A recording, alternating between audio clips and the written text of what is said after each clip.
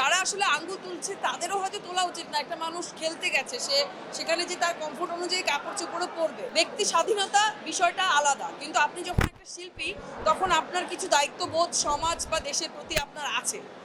ওই দায়িত্ববোধের জায়গাটা পালন করতে হবে। ইট ডাজন্ট ম্যাটার আসলে আপনি বোরখা পরেন নাকি আপনি ছোট কাপড় চোপড় পরে ঘুরতে কমফোর্ট ফিল করেন। হ্যাঁ, যারা আসলে আঙ্গুল তুলছে তাদেরও হয়তো তোলা উচিত না। একটা মানুষ খেলতে গেছে, সেখানে যে তার কমফোর্ট অনুযায়ী কাপড় চোপড়ও পরবে। কিন্তু সিচুয়েশন বা সময় অনুযায়ী, সময় উপযোগী ওইটা একটু মাথায় রাখা উচিত সব শিল্পীর, আমি মনে করি। শেষ করব যেটার জন্য আসলে নমিনেশন পেয়েছে নয়া মানুষ, তাতে যদি পুরস্কারটা পেয়ে যায় মুস্তাফিজ আজকে কেমন হবে আসলে?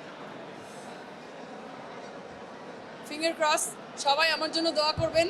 নয় মানুষের জন্য যদি আমি আজকে আসলে award pi, it will be the happiest day of my life.